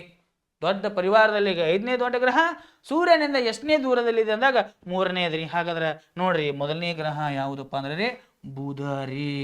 ಹೌದಿಲ್ರಿ? ಹಾಗಾದ್ರೆ ನೋಡ್ರಿ, ನೆನಪಿಟ್ಕೋಬೇಕಾದ್ರೆ ಬುಧವಾರ ಆದ ತಕ್ಷಣ ಯಾವ್ದು ಬರತ್ರಿ? ಗುರುವಾರ. ಹಾಗಾದ್ರೆ ಗುರುವಾರ ಸ್ಕಿಪ್ ಮಾಡ್ರಿ, ಶುಕ್ರವಾರ ಬಂತ್ರಿ. ಹಾಗಾದ್ರೆ ಎರಡನೇ ಗ್ರಹ ಯಾವ್ದ್ರಿ? ಶುಕ್ರ. ಬುಧವಾರ ಆದ ತಕ್ಷಣ ಗುರುವಾರ ಸ್ಕಿಪ್ ಮಾಡ್ರಿ, ಯಾವಾಗ ಬತ್ರಿ? ಶುಕ್ರ ಬಂತು. ಇನ್ನು ಶುಕ್ರವಾರ ಆದ ತಕ್ಷಣ ಶನಿವಾರ ಸ್ಕಿಪ್ ಮಾಡ್ರಿ, ಯಾವಾಗ ಬತ್ರಿ? ರವಿ. ಭಾನುವಾರ, ಅದನ್ನ ಭಾನುವನ್ನು ನಾವು ಭೂಮಿಯಾಗಿಟ್ಕೊಂಡ್ರಿ. ಹಾಗಾದ್ರೆ ನಮ್ಮ ಭೂಮಿ ಸೂರ್ಯನಿಂದ ಎಷ್ಟನೇ ದೂರದಲ್ಲಿ ಇರ್ತಕ್ಕಂಥ ಗ್ರಹ ಆಗಿದ್ರೆ? 3ನೇ ದೂರದಲ್ಲಿ. ಮೊದಲನೇದು ಬುಧರಿ, ಆನಂತರ ಶುಕ್ರರಿ, ಆನಂತರ ನಮ್ಮ ಭೂಮಿ ರೀ. ಭೂಮಿ ಆಗಣ ಅಂದ್ರ ರವಿವಾರ ಆಗಣ ಸೋಮವಾರ ಬರ್ತದ್ರಿ. ಸೋಮವಾರ ಸ್ಕಿಪ್ ಮಾಡ್ರಿ, ಮಂಗಳ ಗ್ರಹ ಬತ್ರಿ. ಮಂಗಳ. ಹೌದ್ರಿ? ಮಂಗಳವಾರ ಆಗಣ ಬುಧವಾರಕ್ಕೆ ಸ್ಕಿಪ್ ಮಾಡ್ರಿ, ಬುಧ ಆಗಣ ರೀ. ಗುರುವಾರ ಬಂತು, ಗುರು ಗ್ರಹ. ಹೌದ್ರಿ? ಇನ್ನು ಗುರುವಾರ ಆಗಣ ರೀ ಶುಕ್ರವಾರ ಅದನ್ನು ಸ್ಕಿಪ್ ಮಾಡ್ರಿ, ಬಂದಿರ್ತಕ್ಕಂಥದ್ದು ಶನಿವಾರ, ಶನಿ ಗ್ರಹ. ಹೌದಲ್ರಿ? ಶನಿ ಗ್ರಹ. ಯುರೇನಸ್ ಅನಂತರ ನೆಪ್ಚೂನ್. ಈ ರೀತಿಯಾಗಿರ್ತಕ್ಕಂಥ ಗ್ರಹ ಬುಧ, ಶುಕ್ರ, ಭೂಮಿ, ಮಂಗಳ, ಗುರು, ಶನಿ, ಯುರೇನಸ್, ನೆಪ್ಚೂನ್ ಅಂತಕ್ಕಂಥ ಗ್ರಹಗಳು. ಅದರಲ್ಲಿ ಅತ್ಯಂತ ಚಿಕ್ಕ ಗ್ರಹ ಯಾವುದಪ್ಪ ಅಂದ್ರೆ ಅದು ಯಾವ ಗ್ರಹ? ಬುಧ ಗ್ರಹ ಆಗಿದೆ. ಹಾಗಾದ್ರೆ ನೆಕ್ಸ್ಟ್ ಪ್ರಶ್ನೆ ನಂಬರ್ 10 ನೋಡ್ರಿ. ಪ್ರಶ್ನೆ ನಂಬರ್ 10 ಈಗಿದೆ ನೋಡ್ರಿ. ಯಾವ ಕದನದ ನಂತರ ಬ್ರಿಟಿಷರು ರಾಜಕೀಯ ಅಧಿಕಾರವನ್ನ ಪಡೆದರು? ಆಪ್ಷನ್ ಎ ಪ್ಲಾಸಿ ಕದನ, ಆಪ್ಷನ್ ಬಿ ಬಕ್ಸಾರ್ ಕದನ, ಆಪ್ಷನ್ ಸಿ ಪಾನಿಪತ್ ಕದನ, ಆಪ್ಷನ್ ಡಿ ವಾಂಡಿವಾಶ್ ಕಳಗ. ಹಾಗಾದ್ರೆ ನೋಡ್ರಿ, ಇದಕ್ಕೆ ಸರಿಯಾಗಿರ್ತಕ್ಕಂಥ ಉತ್ತರ ಪ್ಲಾಸಿ ಕದನ. ನೋಡ್ರಿ, ಪ್ಲಾಸಿ ಕದನ ಯಾವಾಗ ಆಕತ್ ನೋಡ್ರಿ, ಇದು ಪ್ಲಾಸಿ ಕದನ ಯಾವಾಗ ಆಗ್ತೈತಲ್ಲ ಆವಾಗ ಏನಾಕೈತಿಪ್ಪ ಅಂದ್ರೆ ರೀ, ಆ ಕದನದ ನಂತರ ಬ್ರಿಟಿಷರು ರಾಜಕೀಯ ಅಧಿಕಾರವನ್ನು ಪಡಿತಾರ. ಅಲ್ಲಿವರೆಗೆ ವ್ಯಾಪಾರದ ಉದ್ದೇಶಕ್ಕಾಗಿ ಪ್ರದೇಶಗಳನ್ನು ವಶಪಡಿಸಿಕೊಳ್ತಾ ಇದ್ರೆ ಈ ಯಾವಾಗ 1757, ಹೌದಲ್ಲ, 1757 ಜೂನ್ 23ರಂದು ಈ ಪ್ಲಾಸಿ ಎಂಬಲ್ಲಿ ಪ್ಲಾಸಿ ಕದನ ನಡೀತಾ ಇದೆ ನೋಡ್ರಿ. ಆವಾಗ ಅವ್ರು ಏನು ಮಾಡ್ತಾರಪ್ಪ ಅಂದ್ರ ತಮ್ಮ ರಾಜಕೀಯ ಅಧಿಕಾರವನ್ನ ಅವಾಗಿನದ ಪಡಿತಾರ. ಹಾಗಾದ್ರ ಬಂಗಾಳದ ನವಾಬ ಅಂತೇಳಿ ನೋಡ್ತಾ ಇದೀವಿ. ಹಾಗಾದ್ರೆ ಈ ಬಂಗಾಳದ ನವಾಬ್ ಯಾರಪ್ಪ ಅಂದ್ರ ರೀ ಸಿರಾಜ್ ಉದ್ ದೌಲ್ ಅಂತೇಳಿ ನೋಡ್ತಾ ಇದೀವಿ. ಈ ಸಿರಾಜ್ ಉದ್ ದೌಲನು ಏನಾಗಿರ್ತಾನ? ಬಂಗಾಳದ ನವಾಬನಾಗಿರ್ತಾನ, ಯುವಕನಾಗಿರ್ತಾನ, ನಿಷ್ಠಾವಂತ ವ್ಯಕ್ತಿಯಾಗಿರ್ತಾನ. ಆದ್ರೆ ಈ ಸಮಯದಲ್ಲಿ ಬ್ರಿಟಿಷರು ಏನ ಮಾಡ್ತಿರ್ತಾರಪ್ಪ ಅಂದ್ರ ತಮ್ಮ ಬಲವಾದ ಕೋಟೆಗಳನ್ನ ಬಲಪಡಿಸಿಕೊಳ್ಳುವ ಸಲುವಾಗಿ ಈತನ ಸಿರಾಜುದ್ ದೌಲನ ಏನ್ ಮಾಡಿದ್ರಿ? ಪರವಾನಗಿಯನ್ನ ಪಡೆಯುವುದಿಲ್ಲ. ಮೊದಲನೇದಾಗಿ ಈ ಪ್ಲಾಸಿ ಕದನಕ್ಕೆ ಕಾರಣ ಏನಪ್ಪಾ ಅಂದ್ರೆ ರೀ ದಸ್ತಕಗಳ ದುರುಪಯೋಗ. ನೋಡ್ರಿ, ದಸ್ತಕಗಳ ದುರುಪಯೋಗ ಅಂತ ನೋಡ್ತಾ ಇದೀರಿ ನಾವು. ದಸ್ತಕಗಳ ದುರುಪಯೋಗ ಹಾಗಾದ್ರೆ ದಸ್ತಕಗಳ ಅಂದ್ರೆ ಏನಪ್ಪಾ ಅಂದ್ರೆ ಪರವಾನಿಗೆ ಪತ್ರ. ವ್ಯಾಪಾರವನ್ನ ಮಾಡಲಿಕ್ಕೆ ಪರವಾನಿಗೆ ಪತ್ರವನ್ನ 1717ರಲ್ಲಿ ಮೊಘಲರ ದೊರೆಯಾಗಿರ್ತಕ್ಕಂತಹ ಫಾರೂಕ್ ಶಿಯಾರ್ನಿಂದ ಏನು ಮಾಡಿರ್ತಾರಪ್ಪ ಅಂದ್ರೆ ರೀ ದಸ್ತಕವನ್ನು ಪಡ್ಕೊಂಡಿರ್ತಾರೆ. ಅದನ್ನ ದುರುಪಯೋಗ ಪಡಿಸ್ಕೊಳ್ತಾರೆ. ಅದನ್ನ ಈ ನಮ್ಮ ಬಂಗಾಳದ ನವಾಬನಾಗಿರ್ತಕ್ಕಂಥ ಸಿರಾಜುದ್ ದೌಲ ಏನು ಮಾಡ್ತಾನ? ವಿರೋಧಿಸ್ತಾನ. ಆದರೂ ಸಹ ಆತನ ಮಾತಿಗೆ ಇವರು ಬೆಲೆ ಕೊಡುವುದಿಲ್ಲ. ಅದೇ ರೀತಿಯಾಗಿ ಎರಡನೇದಾಗಿ ಫ್ರೆಂಚರಿಗೆ ಎದುರು ಏನು ಮಾಡ್ತಿರ್ತಾರಪ್ಪ ಅಂದ್ರೆ ಕೋಟೆಗಳ ದುರಸ್ತಿಯನ್ನ ಮಾಡ್ತಿರ್ತಾರ. ಕೋಟೆಗಳ ದುರಸ್ತಿ ಅಂದ್ರೆ ಅದನ್ನ ಕಟ್ಟುತ್ತಿರ್ತಾರ. ಅದಕ್ಕೂ ಸಹ ನಮ್ಮ ನವಾಬನಾಗಿರ್ತಕ್ಕಂತಹ ಸಿರಾಜುದ್ ದೌಲನ ಸಹಾಯವನ್ನು ಕೇಳುವುದಿಲ್ಲ. ಇದರಿಂದ ರೊಚ್ಚಿಗೆದ್ದಿರ್ತಕ್ಕಂಥ ನಮ್ಮ ಸಿರಾಜುದ್ ದೌಲ ಕಪ್ಪು ಕೋಣೆ ದುರಂತ ಅಂತ ನೋಡ್ತಾ ಇದ್ದೀವಿ. ಕಪ್ಪು ಕೋಣೆ ದುರಂತ ಯಾವಾಗ ಈ ಒಂದು ಘಟನೆ ನಡೀತಾ ಇದ್ರೆ 146 ಜನರನ್ನ ಏನು ಮಾಡ್ತಾನ? ಒಂದು ಇಂಗಾಲದ ಡೈಆಕ್ಸೈಡ್ ಗಾಳಿ ಇಲ್ಲದ ಕೋಣೆಯಲ್ಲಿ ಬಂಧಿಸ್ತಾನ. ಅದರಲ್ಲಿ 123 ಜನ ಏನು ಮಾಡ್ತಾರಪ್ಪ ಅಂದ್ರೆ ಮರಣವನ್ನ ಹೊಂತಾರ. ಇದರಿಂದ ರೊಚ್ಚಿಗೆದ್ದಿರ್ತಕ್ಕಂಥ ಬ್ರಿಟಿಷರ ರಾಬರ್ಟ್ ಕ್ಲೈವ್ ಈತನನ್ನ ಸೋಲಿಸಾಕ ಒಂದು ಉಪಾಯ ಮಾಡ್ತಾನ. ಆತನ ಏನಪ್ಪಾ ಅಂದ್ರೆ ರೀ ಸಿರಾಜುದ್ ದೌಲನ ಸೇನಾಧಿಪತಿಯಾಗಿರ್ತಕ್ಕಂತಹ ಮೀರ್ ಜಾಫರ್ನಿಗೆ ನವಾಬನಾಗ್ತಕ್ಕಂಥ ಹುದ್ದೆಯನ್ನ ಆತನಿಗೆ ಆಸೆ ತೋರಿಸಿ ಈತನ ಎಲ್ಲಾ ಚಟುವಟಿಕೆಗಳನ್ನು ತಿಳಿಸಲಿಕ್ಕೆ ಮೀರ್ ಜಾಫರ್ನಿಂದ ಆತ ಸಹಾಯವನ್ನು ಪಡಿತಾನ.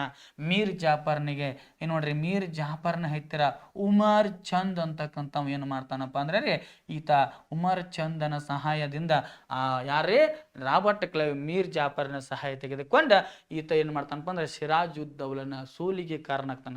ಯಾವಾಗ ಸಿರಾಜುದ್ದೌಲ ಈ ರೀತಿಯಾಗಿ ಕಪ್ಪು ಕೋಣೆ ದುರಂತವನ್ನು ನಡೆಸ್ತಾನ್ರಿ, ಅದು 1757 ಜೂನ್ 23ರಂದು ಯುದ್ಧ ನಡೀತದ. ಈ ಯುದ್ಧದಲ್ಲಿ ಏನು ಮಾಡ್ತಾನ, ಸಿರಾಜುದ್ದೌಲ ಸೋಲ್ತಾನ, ಮರಣವನ್ನು ಅಪ್ತಾನ. ಇದರಿಂದ ಆತ ಬಂಗಾಳದ ಮೇಲೆ ಬ್ರಿಟಿಷರು ಆಧಿಪತ್ಯವನ್ನು ಸಾಧಿಸಿ ಬಿಡ್ತಾರ. ಅವಾಗ ಅವ್ರೇನು ಮಾಡ್ತಾರಪ್ಪ ಅಂದ್ರೆ ರಾಜಕೀಯ ಅಧಿಕಾರವನ್ನು ಪಡೆದುಕೊಂಡು ತಮ್ಮ ಆಡಳಿತವನ್ನು ಮುಂದುವರಿಸಿಕೊಂಡು ಹೋಗ್ತಾರ. ಆವಾಗ ಮೀರ್ ಜಾಫರ್ ಬಂಗಾಳದ ನವಾಬನಾಗ್ತಾನ್ರಿ. ಯುದ್ಧ ಪರಿಹಾರವಾಗಿ 17,70,00,000 ಹಣವನ್ನ ಉಡುಗೊರೆಯಾಗಿ ಕೊಡ್ತಾನ್ರಿ. ಆವಾಗ ನೋಡ್ರಿ ಬಕ್ಸಾರ್ ಕದನ ಅಂತ ನೋಡ್ತಾ ಇದೀವಿ.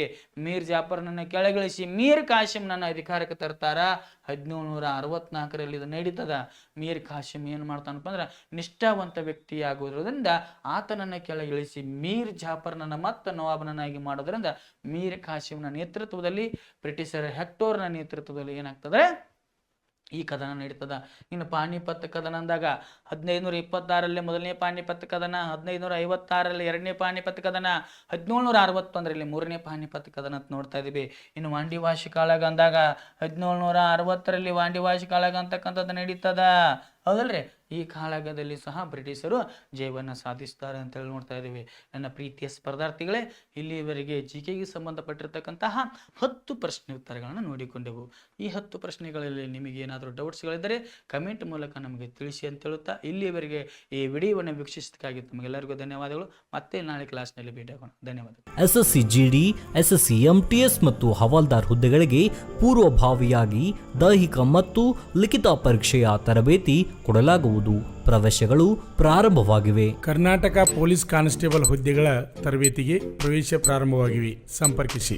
ಪಾಲಕರ ಆಶೀರ್ವಾದ, ಯುವಕರ ಪ್ರೋತ್ಸಾಹದಿಂದ ಸರ್ಕಾರದಿಂದ ಮಾನ್ಯತೆ ಪಡೆದು ಕರ್ನಾಟಕದಲ್ಲಿ ಯಶಸ್ವಿಯಾಗಿ 21ನೇ ವರ್ಷದಲ್ಲಿ ಮುನ್ನಡೆಯುತ್ತಿರುವ ಸಂಸ್ಥೆಯಿಂದ ಇಂಡಿಯನ್ ಆರ್ಮಿಯಲ್ಲಿ Agniveer, general duty, tradesman, army assistant officer, storekeeper ಮತ್ತು ಟೆಕ್ನಿಕಲ್ ಹುದ್ದೆಗಳಿಗೆ ಅಗ್ನಿವೀರ ಇಂಡಿಯನ್ ಆರ್ಮಿಯನ್ನ ಸೇರಬಯಸುವ ಅಭ್ಯರ್ಥಿಗಳಿಗೆ ಪೂರ್ವಭಾವಿಯಾಗಿ ಕಂಪ್ಯೂಟರ್ ಬೇಸ್ಡ್ ಎಕ್ಸಾಮ್ ಹಾಗೂ ದೈಹಿಕ ಪರೀಕ್ಷೆಗಳಿಗೆ ತರಬೇತಿ ನೀಡಲಾಗುವುದು. ವುಮೆನ್ ಮಿಲಿಟರಿ, ಪೊಲೀಸ್, ಸ್ಟೇಟ್ ಹಾಗೂ ಸೆಂಟ್ರಲ್ ಪೊಲೀಸ್ ಕಾನ್ಸ್ಟೇಬಲ್ ಹಾಗೂ SSC GD, BSF, CRPF, Assam rifles, ITBP, CISF, SSB ಹಾಗೂ ಮುಂದೆ ನಡೆಯುವ ಅಗ್ನಿವೀರ ಆರ್ಮಿ ರ್ಯಾಲಿಗೆ ಪುರುಷ ಹಾಗೂ ಮಹಿಳಾ ಅಭ್ಯರ್ಥಿಗಳಿಗೆ ತರಬೇತಿ ಕೊಡಲಾಗುವುದು. ಹಾಸ್ಟೆಲ್ ಸೌಲಭ್ಯ ಕೂಡ ಇರುತ್ತೆ. ಸಂಪರ್ಕಿಸಿ. ಶ್ರೀ ಮಂಜುನಾಥ ಸೈನಿಕ ತರಬೇತಿ ಕೇಂದ್ರ, ಮೂಡಲ್ಗಿ, ತಾಲೂಕು ಮೂಡಲ್ಗಿ, ಜಿಲ್ಲೆ ಬೆಳಗಾವಿ, ರಾಜ್ಯ ಕರ್ನಾಟಕ. ಪ್ರವೇಶ ಪ್ರಾರಂಭವಾಗಿದೆ.